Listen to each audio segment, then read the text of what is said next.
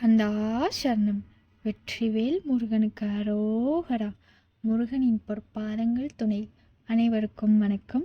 எல்லாரும் எப்படி இருக்கீங்க? நான் ரொம்ப நலமாக இருக்கேங்க. நான் உங்கள் சிவமுருக அடிமை கார்த்திகா காமாட்சி, சென்னையிலேருந்து பேசுகிறேங்க.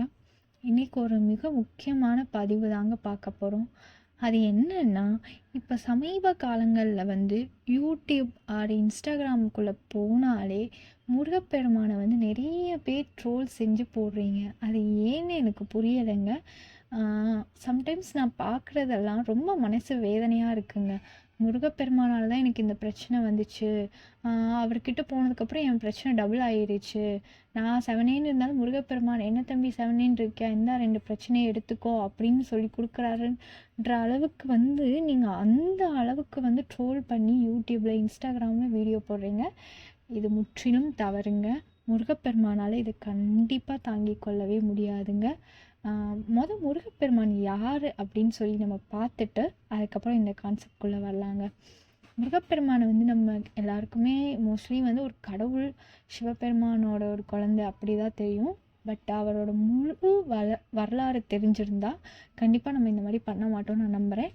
ஸோ முருகப்பெருமானை பற்றி இந்த வீடியோவில் ஃபஸ்ட் நம்ம பார்த்துட்டு அதுக்கப்புறம் அந்த கான்செப்ட்குள்ளே நம்ம போகலாங்க. ஃபஸ்ட்டு முருகப்பெருமான் எப்படி பிறக்கிறார் அப்படின்னா, முன்னொரு காலத்தில் தாரகாசுரன்ற ஒரு அசுரன் சிவபெருமான் கிட்ட வரம் வாங்குறார். அது என்னன்னா, உங்களோட வாரிசால மட்டும்தான் என்னை கொல்ல முடியும், வேறு யாராலையும் என்னை கொல்ல முடியாது அப்படின்னு சொல்லிட்டு ஒரு வரம் வாங்கிறாரு. ஸோ சிவபெருமானும் அதை கொடுத்துட்றாரு. கொடுத்ததுக்கப்புறம் அவரோட அட்டகாசம் ரொம்ப அதிகமாயிடுச்சு. என்ன பண்ணுறாருனா, தேவலோகத்திலேருந்து தேவர்கள் எல்லாரையும் விரட்டி விட்டு தாரகாசுரன் தேவலோகத்திலே கைப்பற்றி ஆட்சி செஞ்சுட்டு வந்தார். ரொம்ப நாளாக ஆட்சி செஞ்சுட்டு வந்தார். ஏன்னா அப்போ சிவபெருமானாலையும் போய் அவரை கொல்ல முடியாது, யாராலையும் போய் கொல்ல முடியாது இல்லையா? ஏன்னா சிவபெருமானோட வாரிசால மட்டும்தான் அவருக்கு முடிவு எழுதப்பட்டிருக்கு அப்படின்னு சொல்லிட்டு ஒரு வரம் கொடுத்தாச்சு. ஸோ அதனால் யாராலையும் எதுவும் பண்ண முடியலை. இப்போ சிவபெருமான் பார்வதி மாதா கிட்ட நம்ம இப்போ குழந்தை நமக்கு வேணும், நம்ம இந்த உலகத்தை காப்பாற்றோன்னா நம்ம புத்திரன் வரணும் அப்படின்னு சொல்லிட்டு பார்வதி மாதா கிட்ட கேட்குறாரு. மாதா ரொம்ப அழுறாங்க. ஏன்னா அவங்களுக்கு ஒரு சாபம் இருக்குது. அது யார் கொடுத்ததுன்னா ரதிதேவி கொடுத்துருப்பாங்க. அதோட ஃப்ளாஷ்பேக் இன்னொரு இதில் பார்க்கலாங்க. நமக்கு டைம் கிடைச்சா நான் சொல்கிறேன். அவங்க என்ன சாபம் கொடுத்துருக்காங்கன்னா, நம்ம மாதாக்கு ஒன்றால் கருவுற்று ஒரு குழந்தையை பெற்றெடுக்க முடியாது அப்படின்னு சொல்லிட்டு ஒரு சாபம் கொடுத்துட்றாங்க. இதனால் மாதா ரொம்ப அழுறாங்க.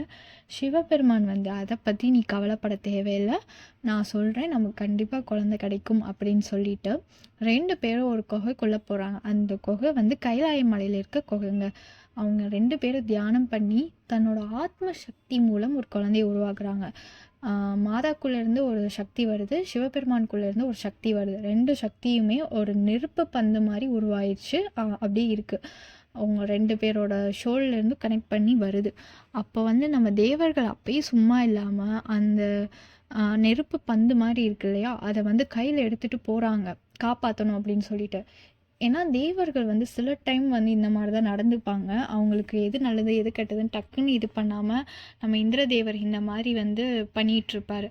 ஸோ என்ன பண்ணுறாருன்னா, இன்னொரு தேவர்கிட்ட சொல்லி அதை எடுத்துகிட்டு போ அப்படின்னு சொல்லிட்டு அந்த குழந்தையை காப்பாற்றணும் அப்படின்னு சொல்லிட்டு எடுத்துகிட்டு போகிறாங்க. அந்த ஹீட் அந்த தேவரால் தாங்க முடியாமல் யாரை உதவிக்கு கூப்பிட்றாங்கன்னா, நம்ம கங்கை மாதாவை உதவிக்கு கூப்பிட்றாங்க. கங்கை மாதா கிட்ட கொடுத்துட்டு அவர் போயிடுறாரு.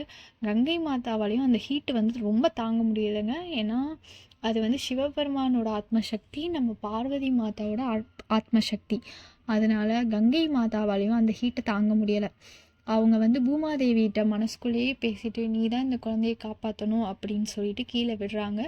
பூமாதேவி கரெக்டாக அந்த டைம் தாமரை மலர்களை பூமாதேவி ஏற்படுத்திடுறாங்க அந்த அந்த குழந்தை விழ போகிற இடத்துல. ஸோ அது 6 பாகங்களாக விழுது. ஒவ்வொரு தாமரை மலர்லேயும் 6 பாகங்களாக விழுந்து குழந்தை வந்துருச்சுங்க. குழந்தை சத்தம் கேட்குது, அழுகிற சத்தம். அப்போ இது எங்கே நடக்குதுன்னா, கார்த்திகா லோகத்தில் நடக்குது. குழந்தை சத்தம் கேட்கவும் நம்ம கார்த்திகை பெண்கள் இருக்காங்க இல்லையா, நம்ம கார்த்திகை மாதாக்கள் அவங்கெல்லாம் வந்து நம்ம முருகப்பெருமானை பார்த்து ரொம்ப சந்தோஷப்படுறாங்க. நம்ம இவ்வளோ நாளாக குழந்தை இல்லை நினச்சிட்டு இருந்தோம், அந்த சிவபெருமான் தான் நமக்கு குழந்தைய கொடுத்துட்டாரு அப்படின்னு சொல்லிட்டு ரொம்ப சந்தோஷமாக அந்த குழந்தைய வந்து எடுத்துக்கிறாங்கங்க, தூக்கிட்டு போகிறாங்க.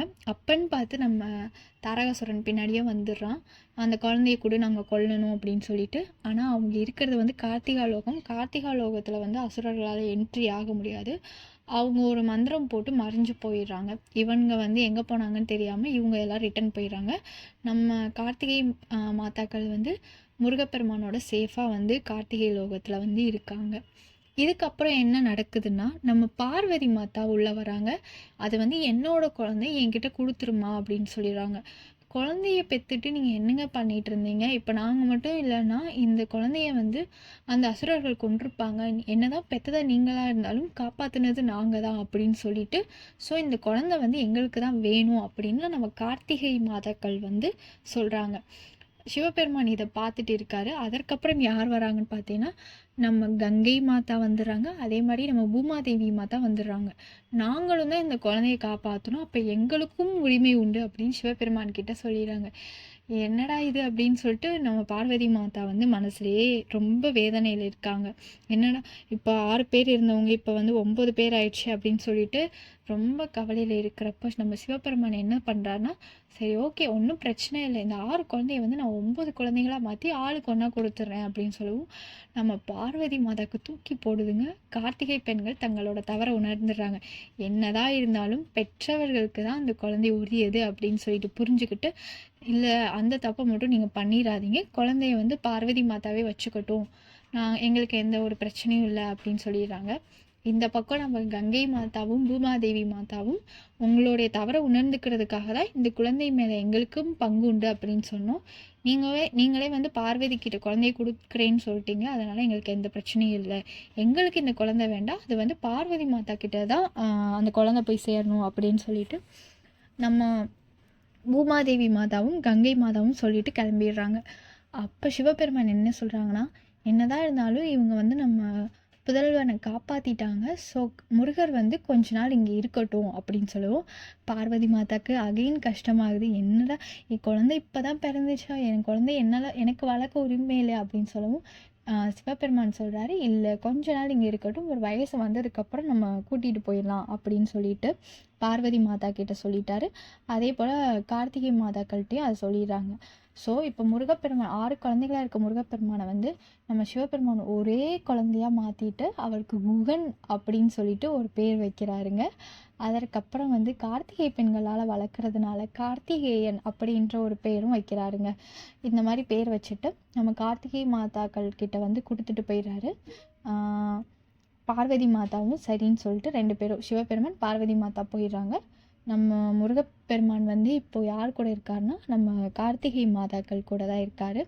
அவர் வந்து கார்த்திகா லோகத்தில் வந்து ரொம்ப சந்தோஷமாக வளர்ந்துட்டுருக்காருங்க. கரெக்டாக சிவபெருமான் சொன்ன அந்த நாள் வருது, எல்லாரும் சோகமாகறாங்க. நம்ம முருகப்பெருமான் வந்து போகவே மாட்டேன்னு சொல்லி அழுறாரு. இருந்தாலும் தன்னோட அம்மாக்கள் இவ்வளோ சொல்கிறாங்களே அப்படின்னு சொல்லிட்டு அந்த டேட் வந்ததுக்கப்புறம் சிவபெருமான் கூட கைலாய மலைக்கு வந்துடுறாரு. நம்ம பார்வதி மாதாவும் எல்லாரும் ரொம்ப சந்தோஷப்பட்டு முருகப்பெருமானை பார்த்துக்கிறாங்க. வந்து கொஞ்ச நாள்லையே நம்ம சிவபெருமான் முருகா போர் பயிற்சிக்கு வாப்பா அப்படின்னு சொல்லிட்டு நம்ம முருகரை வந்து போர் பயிற்சிக்கு கூப்பிட்றாரு. எதற்காகன்னா, நான் ப்ரீவியஸாக சொன்ன மாதிரி தாரகாசுரனின் முடிவு முருகரோட கையில் தான் இருக்குங்க. ஸோ அதனால போர் பயிற்சிக்கு வந்து கூப்பிடுறாங்க. முருகப்பெருமான் வந்து ஸ்டார்டிங்கில் எனக்கு அதெல்லாம் வேண்டாம், எனக்கு அந்தளவுக்கு என்கிட்ட வீரம் இல்லை, அந்த மாதிரி நிறையா சொல்லி தயங்குறாரு. பார்வதி மாதாவும் என்ன சொல்கிறாங்கன்னா, சின்ன பையனாக இருக்கான், இவனை எதுக்கு நீங்கள் கூப்பிட்றீங்க அப்படின்னு சொல்லிட்டு பார்வதி மாதாவும் வேணான்றாங்க. நம்ம சிவபெருமான் எல்லாத்தையும் பார்த்துட்டு சரி ஓகே அப்படின்னு சொல்லிட்டு விட்டுடுறாங்க. அதற்கப்புறம் என்ன ஆகுதுன்னா, ஒரு குகையில் நம்ம பார்வதி மாதா முருகப்பெருமானுக்கு வந்து சோறு ஊட்டிகிட்டு இருப்பாங்க. அப்போ வந்து திடீர்னு ஒரு சிங்கம் வந்து உள்ளே வருதுங்க. உள்ளே வந்து இவங்க 2 பேர் இருக்கிற இடத்த நோக்கி கொஞ்சம் கொஞ்சமாக நடந்து வருது. இதை பார்த்த பார்வதி மாதா பின்னாடி போய் முருகர் ஒழிஞ்சிக்கிறார் பயத்தில். நம்ம மாதா சொல்கிறாங்க, அம்மா இருக்கேன்ப்பா, நீ ஏன் பயப்படுற அப்படின்னு சொல்லிட்டு சொல்கிறாங்க. இருந்தாலும் முருகப்பெருமான் அப்பயே என்ன யோசிக்கிறாருன்னா, நம்ம அம்மாவை ஏதோ பண்ணிடுமோ அப்படின்னு சொல்லி பயத்தில் பார்வதி மாதாவை பின்னாடி இருக்க சொல்லிட்டு முருகப்பெருமான் வந்து முன்னாடி வராருங்க. பார்த்தீங்களா? நம்ம தாய்க்கு எதுவும் ஆயிடக்கூடாதுன்னு சொல்லிட்டு முருகப்பெருமான் அவ்வளோ சின்ன வயசு தாங்க. அந்த டைம்லேயே அவரோட வீரமாக சொல்லி வீரமாக ஒரு முன்னாடி வந்து நிற்கிறார், அந்த சிங்கத்தோட முன்னாடி வந்து. பார்வதி மாதா இதை பார்த்து சும்மா இருப்பாங்கன்னு நினைக்கிறீங்களா? கண்டிப்பாக கிடையாதுங்க. அவங்க ருத்ர ரூபத்துக்கு மாறுறாங்க. என்ன என் குழந்தைகிட்டே என்ன நீ இது பண்ண வர அப்படின்னு சொல்லிட்டு ருத்ர ரூபத்துக்கு மாறுறப்போ நம்ம சிவபெருமான் வந்து நீ அமைதியாரு, எதுவும் பண்ணாத அப்படின்னு சொல்லிடுறாரு. ஸோ பார்வதி மாதா வந்து சிவனே வந்துட்டார், அப்போ ஏதோ சிவபெருமானோட லீலை தான் அப்படின்னு சொல்லி புரிஞ்சுக்கிறாருங்க.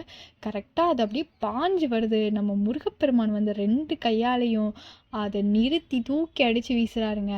அப்போ தான் பார்வதி மாதா உணர்றாங்க, நம்ம பையன் நம்மளுக்காக இவ்வளோ பாசமாக இருக்கா, இவ்வளோ வீரத்தினோட அடையாளமாக இருக்கான் அப்படின்னு சொல்லிட்டு பார்வதி மாதா ரொம்ப சந்தோஷப்படுறாங்க. அந்த சிங்க வடிவில் வந்தது யாருன்னா வேறு யாரும் இல்லை, நம்ம நந்தி தேவர் தாங்க. நம்ம சிவபெருமான் அந்த மாதிரி வர சொன்னதுனால நம்ம நந்தி தேவர் வந்து வந்திருப்பார். அதற்கப்புறம் வந்து முருகப்பெருமான் கிட்ட சிவபெருமான் பேசி ஒத்துக்க வச்சுறாரு. போர் பயிற்சியும் தொடங்குதுங்க. அந்த வயசு எப்படின்னா ஒரு 2nd ஸ்டாண்டர்ட் 3rd ஸ்டாண்டர்ட் படிக்கிற வயசு தாங்க இருக்கும் முருகப்பெருமானுக்கு. அப்போயே அந்த போர் பயிற்சி எல்லாமே ஸ்டார்ட் பண்ணி முருகப்பெருமானை வந்து ட்ரெயின் பண்ணுறாரு, எந்த மாதிரி சண்டை போடணும் அப்படின்னு சொல்லிட்டு. அவர் நினச்சிருந்தா அவர் ஒரு கடவுளுங்க. அவர் ஒரு ஞானத்தை கொடுத்து இந்தாப்பா இதுதான் போர் பயிற்சி, இதை வச்சு நீ சண்டை போட அப்படி சொல்லி கூட அவர் கொடுத்துருக்கலாம். ஆனால் அவர் அப்படி பண்ணலைங்க. முருகப்பெருமானை ஒவ்வொரு சோதனைக்கும் உட்படுத்தி அவரை ஒவ்வொரு பயிற்சியிலும் ஈடுபட்டு அவர் அவ்வளோ காயங்களை சந்தித்து தன்னைத்தானே செதுக்கி உருவாக்குன ஒரு வீரத்தின் அடையாளம்ங்க முருகப்பெருமான். போர் பயிற்சி கொடுத்தது மட்டும்தான் சிவபெருமான், ஆனால் தன்னை முழுமையாக அர்ப்பணித்தது வந்து நம்ம முருகப்பெருமான் தாங்க. அந்த சின்ன வயசில் கேட்குற எல்லாருக்கும் எப்படி சொல்கிறதுனா, நமக்காக அந்த சின்ன வயசில் அவரோட சந்தோஷங்களை விட்டுட்டு போர் பயிற்சியில் ஈடுபட்டு இந்த அளவுக்கு நம்மளை பார்த்துக்கிறதுக்காக வந்த ஒரு தெய்வங்க. அவரை நம்ம வந்து தூக்கி வச்சு தாங்க கொண்டாடணும். அதற்கப்புறம் என்ன ஆகுதுன்னா, நம்ம தாரகாசுரனை வீழ்த்தி முருகப்பெருமான் வெற்றி வாகை சூடுறாருங்க.